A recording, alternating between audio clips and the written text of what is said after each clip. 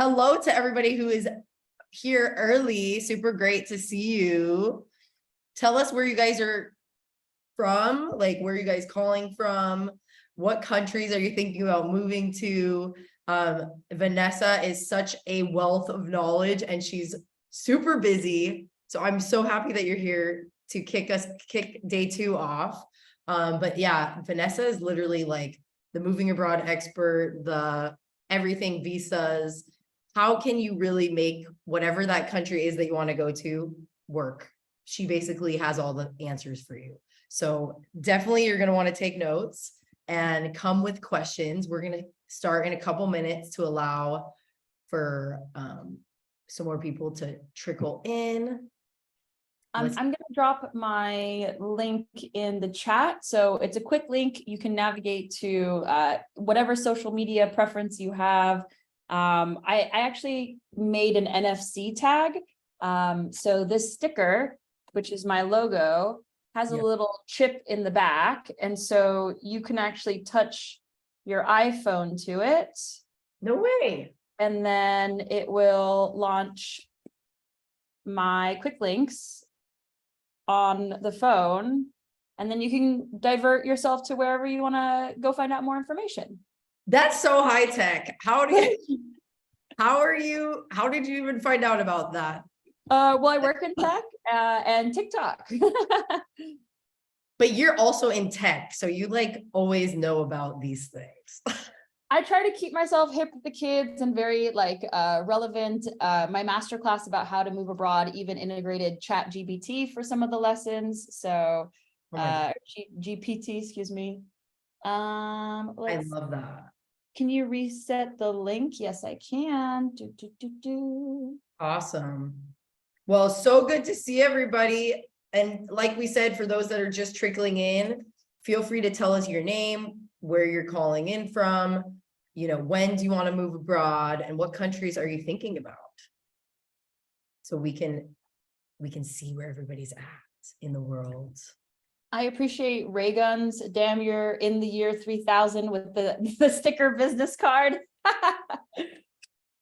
I love it. I've put it on all my phones, on my friends' phones, on my husband's phone. And so I'm going to send a few to my mom and you just tap and send people your information. Amazing. Wow, I love that. Cool. Well, I'm so excited to have you here. Let's kick it off, shall we? Day 2. Awesome. Well, guys, you've made it to day 2. It's amazing. I love how you guys are so into, you know, furthering your education about learning about how to live in different countries. It's it can be a very overwhelming and complex process, but we are here to help you guys see that there's a light at the end of the tunnel. It's possible, whatever you want to do, whether that's studying or working abroad or, you know, moving abroad with your family, it's possible. We've done it. And all these experts that are on today are dedicating their time to really give you the secrets and the insiders, like kind of a peek as to what we did. And Vanessa knows all the ways, if you want to call them hacks, they're not really hacks, but they're like creative solutions to really make your living abroad dream come true. Anybody put me in the chat that wants to move abroad in the next 6 months? Feel free to put me. What about in the next year? Put 1 year. We want to see kind of where everybody's at. And then, yeah, so let's start it off, you guys. So this is Vanessa M.W. She's a travel tech professional, and she actually runs a really big blog and Instagram channel that is called Wander Onwards. If you haven't checked it out, I'm going to be dropping the link in the chat very soon. She's actually from LA, California, just like me. Go ahead, girl. And she's a proud Chicana, and she has been living abroad for the last 9 years. So like I said, lots of experience in everything, moving to the EU. She's actually calling in today from Germany, so from Berlin, and I'm also in Germany right now doing some digital nomading. But today she helps people pursue financial and location independence through her Move Abroad Masterclass, also financial literacy, digital products and career workshops. And she lives with her German husband and Italian cat. Is it Xiao Huang is the name of your cat? Xiao Huang, which is Chinese for little yellow. And then we've just adopted a Maine Coon mixed kitten, and his name is Xiao Long Bao, which means little soup dumpling. Oh my gosh. I love these names. Do you speak Chinese too? Yeah, I did a degree in Chinese studies and Chinese, and then my husband and I met in China, and he did 6 years of Chinese in a master's and PhD. So this is how we keep the Chinese alive in our home. Amazing. Wow. Well, so cool. And I know you speak English, you speak Spanish as well as German. So look at what living abroad has brought to you. So I would love for you, I hope the intro was good. Guys, we're going to be talking about, this is an EU chat. We're going to be talking everything, moving, working, and visas, because that's what Vanessa, she's a specialist on all of these things. Feel free to drop your questions in the chat as we chat through this. But yeah, Vanessa, kind of tell us a little bit more about how you came to live abroad, a little background on your story so we can have a better idea of what you went through. Sure. So I was born and raised in Los Angeles, California, and something about living in that space, I just never found like a place that I fit in, or I didn't like have many friends naturally. I was devastatingly bullied in high school as well. So I was like, fuck this. Common trait amongst people who flee the country. So I said, this is not for me. There's clearly something wrong. Let's try the other side of the country and see if that makes a difference. So I went to Boston for school, did not make a difference. Still very much kind of an outsider, like kind of a loner. And I was like, this can't be the rest of my life. I can't feel like this for the rest of my life. I'm now $110,000 in debt.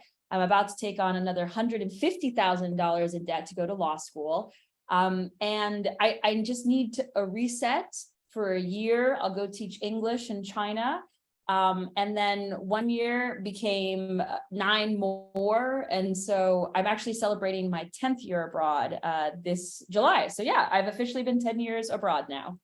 Wow. Okay. And how did you like plan that first move abroad? That was chaos. I truly had zero plan. Like I was 22. I thought I could take on the world. I had no idea. And I'd never been to China. I didn't speak Chinese at the time. I didn't even know anyone in Beijing, which is where I was moving. I just had the faith in myself that I could survive whatever like chaos the world could throw at me. And I was really looking for an adventure because I could like feel it on the tip of my tongue. Like I don't need to be unhappy where I'm living. There has to be some place for me in this world where I'm happy and thriving and living my best life. And so I was in China for 2 years, met my now husband in China at a beer pong tournament. We moved to London where I did my master's and started working for Expedia there. And then 2020, we got an email on our honeymoon saying, you're moving to Germany, pack your shit. And in 9 weeks, we moved to Munich first. And then 10 months later, we moved to Berlin. So lots of zigzagging around the world. Wow, so cool. Now, China, that was like the first place. You went to teach English. How do you still recommend that for people? Because guys, is anybody thinking about teaching English or even studying? Let us know what you're thinking about doing in terms of like your move abroad. Are you looking to retire? Are you looking to study? Are you looking to teach English? Just so we know, and then we can also speak to that. But yeah, what do you recommend for people? Like, is that still a thing to teach English in China? Totally still a thing. Like I have a video on my Instagram too about all the government programs that you can do around the world to teach English abroad. And it was a pretty great setup. Like they paid for my apartment. I got $1,000 every month to like spend on travel, food. I would eat at my school, so they would pay for my meals really, and all that money would go straight into my bank, and I would just travel and have a good time. I did quit 6 months into my program because I don't like large groups of children. So not a cultural match for that one. But then I actually enrolled in a university program to learn Chinese at the business school in Beijing. And that's how I was able to get another visa, work part-time, and stay in China for the next year and a half. Wow. Okay. And then when you moved to, did you move to London first or you moved to Munich after that? London was next. So we went China, London, because my husband, who was my boyfriend at the time, got relocated to London and called me. He was like, I love you. You're the love of my life. Like, I cannot imagine my world without you. And so he's like, do you want to move in with me? I know we've only known each other for 3 months. And so I quit my job, left my apartment, dropped out of school, and moved to this random country with this random man that I just met. Wow. Isn't that funny how things work? And it was funny because Kaisa, one of our experts yesterday, she had just got a mortgage and she met this American man and he was like, gave her an ultimatum. I'm digital nomading. You either come with me or we're not going to be together. And now they're married, but she went like, boom, kind of like you, just sometimes when it's calling, you just have to go, right? Yeah. And I think as you start to move abroad and get more comfortable with like chaos, you're going to start noticing doors open for you. And so people, jobs, opportunities, they're going to be in front of you. And you need to have that confidence in yourself to choose that opportunity, even if it's unclear, even if everyone is telling you you're crazy, because that's how you really make the most out of your time abroad. I totally agree. And the whole thing about the opportunity, it's huge because a lot of people here, you're in your home country and you're kind of worrying maybe about, oh my God, but how am I going to find this? How am I going to find that? A lot of these countries, it's like you're networking on the ground and that could catapult you. That's how I got my English teaching jobs. That's how I got working at a company when I was doing my master. The teacher hired me. So Aww. yeah, there's like so much that can happen. I agree with what you're saying there. Can you talk about London? So anybody want to study? I see some people responded to our question before. Retire, some people are teachers. So there's a kind of a combination. Oh, is that? This is little soup dumpling. This is Xiao Huang. He's only 6 months. He's a little kitty. His name is Little Soup Dumpling. We call him Bao Bao for short. Oh, he wants to go chase something. So you can call him Bao Bao. He's on my Instagram a lot. You can come see him grow into a full Maine Coon as time goes on. But he has a passport, and both of our cats have passports, and they can travel internationally. The orange one that might come eventually, he has more passport stamps than most Americans. Like the Weissmeisters know how to travel. They actually, because I know with the pet transport from like US to Germany, they have to get vaccinated. They have to get a kitty passport. They've got to get their checks. They have to get a certificate. And they get stamps. So they actually do get stamps in the passport. Yeah. I always ask for the stamp. I think it's really cute. Okay. So I saw somebody said that they're in London. No, Robin wants to move to London. Natalie wants to move to London. Cool. Becca wants to move to London. Interesting. Cool. So can you chat a little bit about London? Your route into, back then that was the EU. Your route into the EU also started with student visa, right? Yes. So if you guys take nothing else from this conversation with us, it should be this. You always need to have a plan with visas, and you always have to keep your eye on the prize for permanent residency, which means you don't have a passport, but you can stay in that country forever.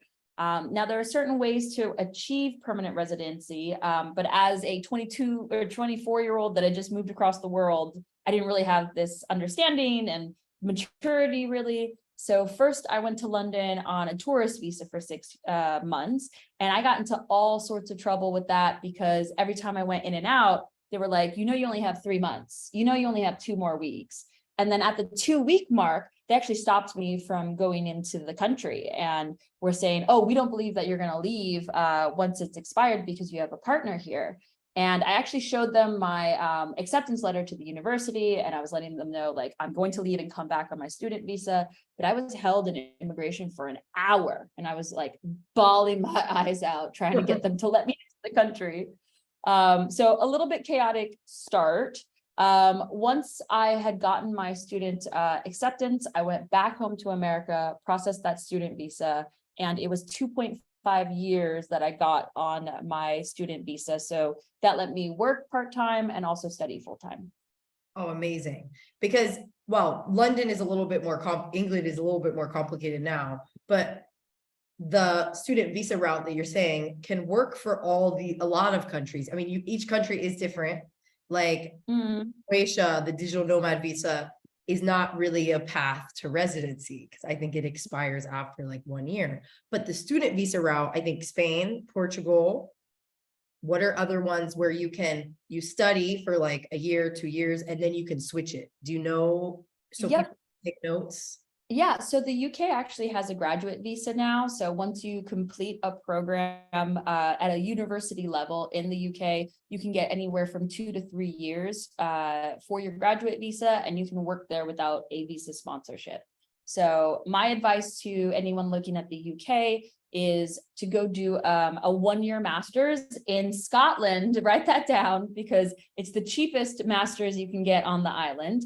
So that 1-year program will give you a 1.5 year student visa. Then you roll over to graduate visa, work for a large to medium sized company for those 2 years without the sponsorship. And then once you need that sponsorship, you just need another 3 years, and then you can become British.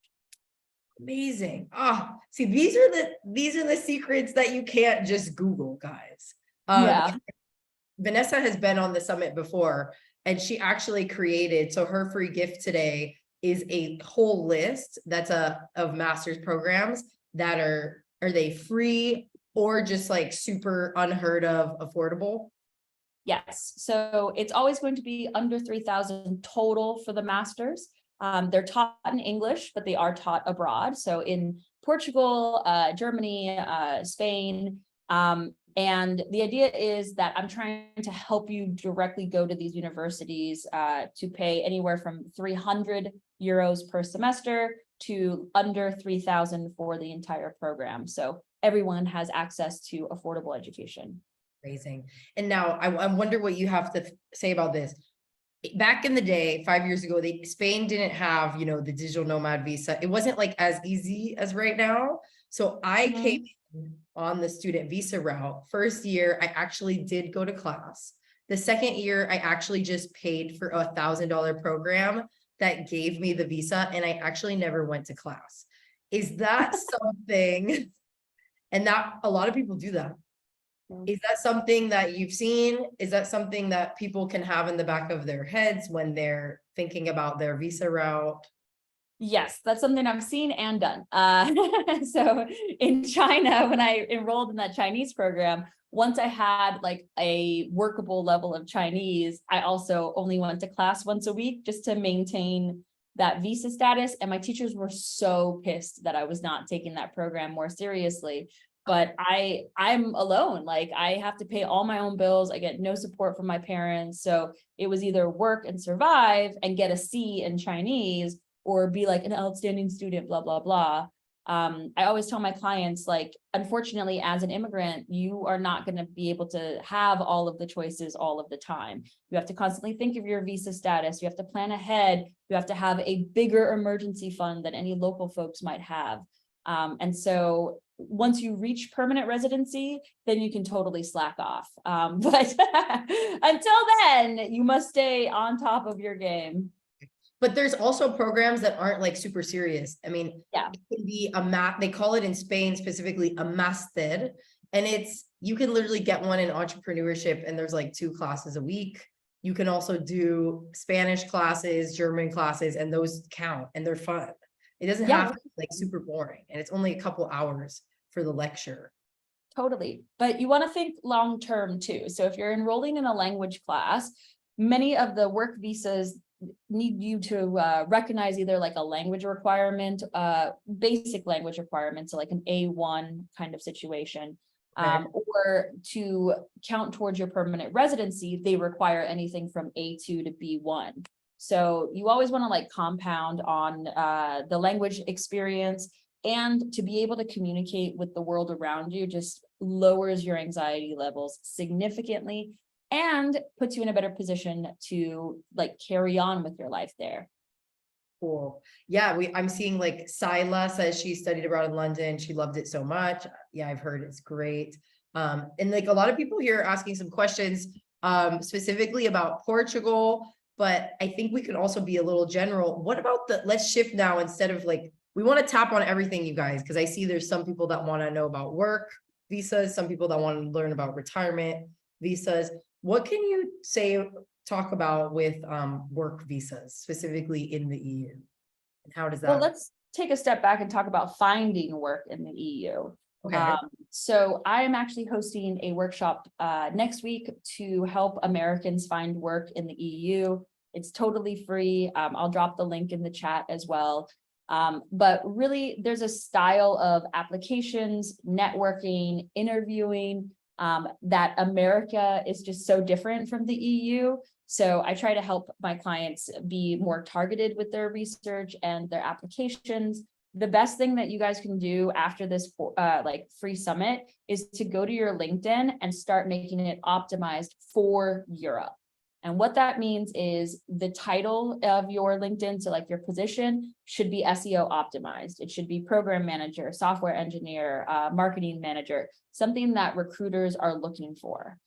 Secondly, you need to start a network in the EU. So start following companies that are based in the EU and then go to people's profiles from that company that are doing what you're doing. So whatever your title is, search for that and add those people on LinkedIn. You can do about 200 connections a week before LinkedIn makes you stop.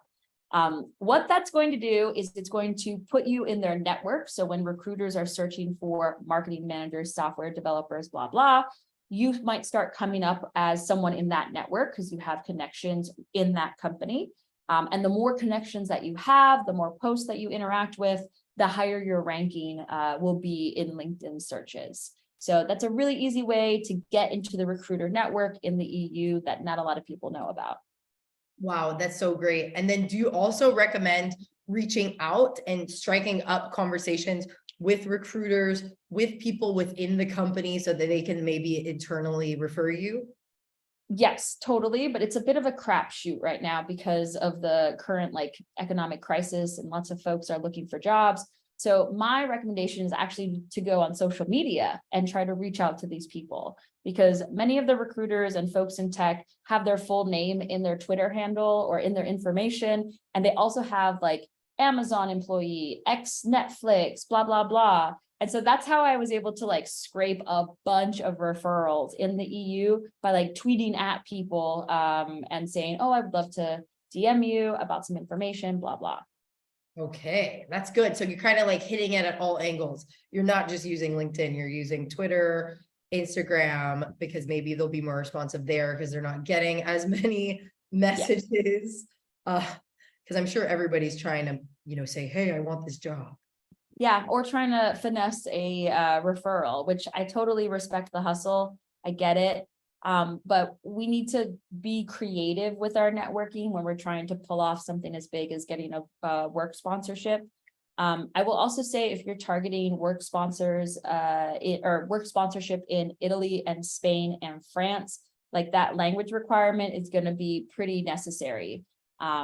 Just they're a little bit more conservative with their hiring. There's more concern about integration.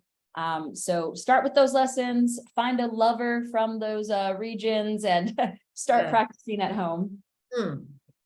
That's so great. So tell me, after people do that, now how does the work visa part happen?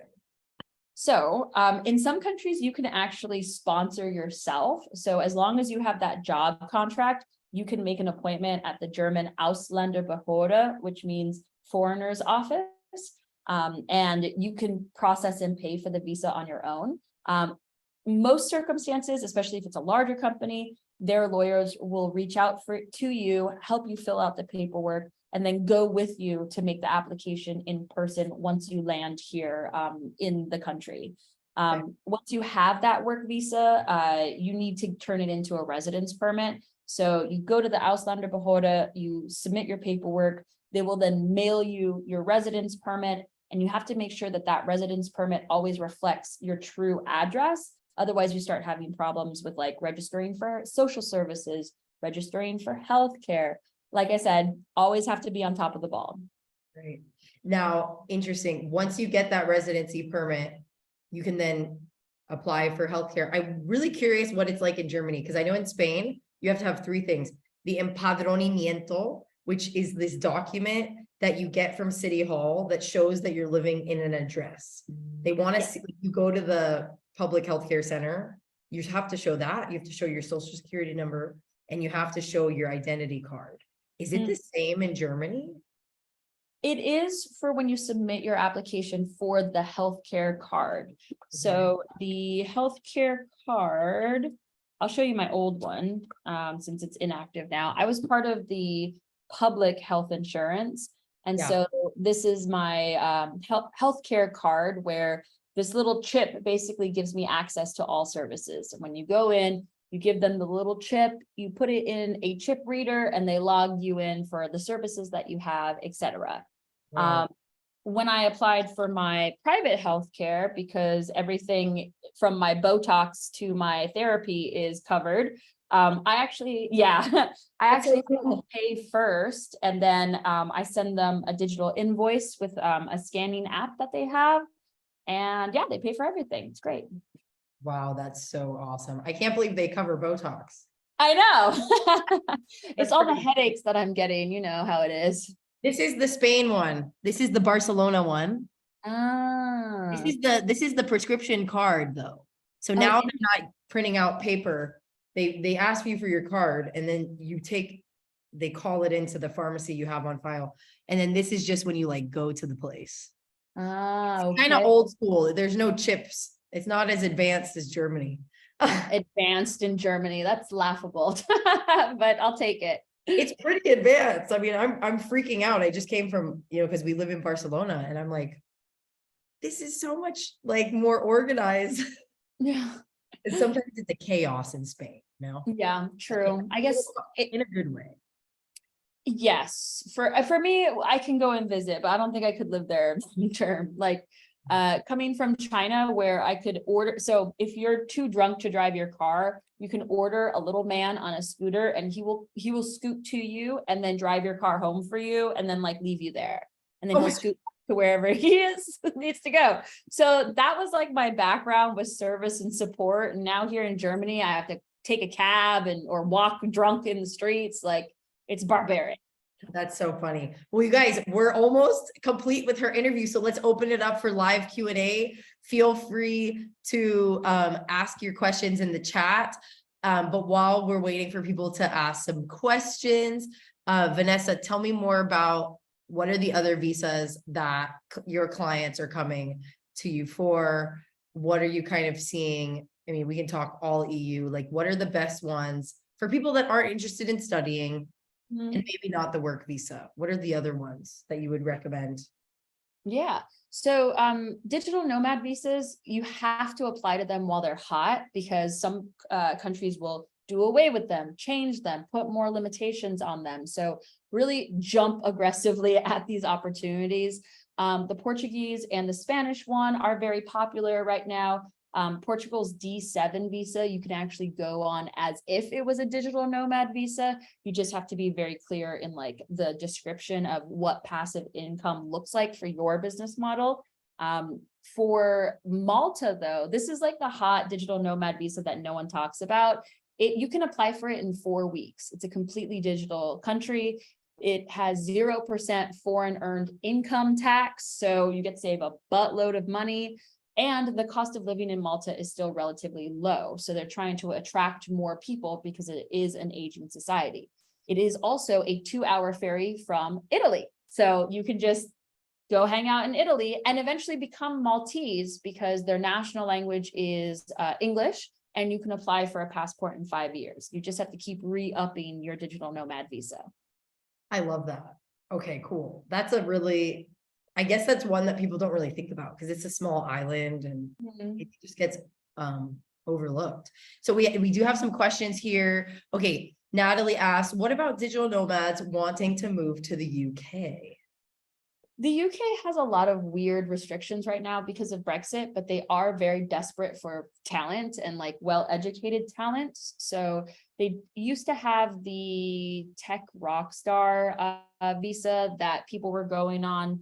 It's self-sponsored as long as you can show that you have a history of success in your field, blah, blah, blah, blah. There's also a entrepreneur visa that you could self-sponsor, but there's a certain like income threshold and savings requirement that you have to have. But I've seen people go on that one as well. The UK is not very like friendly for folks trying to go in. So that's why it's always quite the hustle to stay and work and learn there. So the best way in is that student visa, especially if you go to Scotland. It'll be anywhere from like 2,000 to 3,000 euros for the year. And then you unlock that 2-year ability to work there. Wow, thank you so much. And we'll take one more question before we wrap it up, because wonderful Kat from Live and Invest Overseas is going to be with us. So last question, how do you differentiate? And I think this is a really good one. Jade asks, how do you differentiate between the rose-colored glasses feeling on vacation and the realization, I want to live here? It's a good one. I think you have to pretend that you're actually like living your life there to get a better understanding of what it would be like. So what that means in practice is you can't go out every night because you will file for bankruptcy that way. You have to integrate with the locals, learn how to speak the language, or at least how to like function in a society where you're not being too much of an outsider. You should try to do stuff that's hard there. So like go to networking events, try to access healthcare, try to figure out a long stay apartment of some sort. And once you start realizing that it's not just going on tours or going out to eat all night, then you're going to start understanding, is this someplace that I could really live and thrive in? Or is this something that I want to visit regularly? Awesome. Well, thank you so much, Vanessa. And guys, I've dropped in the chat her free gift, which is that list of masters that are 3,000 euro and under. I would definitely have that, even if it's a backup plan. I mean, also studying, if you want to further your education, it's amazing, but these are great ways to get into the EU. And Vanessa, I wanted to introduce you to Kat before you head out. Hey, Kat. Hi. Yeah, Kat is calling from Paris. Ah, okay. I love Paris. So eventually I will see you in person, I'm sure. Yeah, come visit. Yeah, so Kat is the senior Europe editor for Live and Invest Overseas. Oh, we should talk then. I partner with a bunch of finance firms here in Germany because there's lots of different layers for Americans living in Europe and how they can plan for retirement.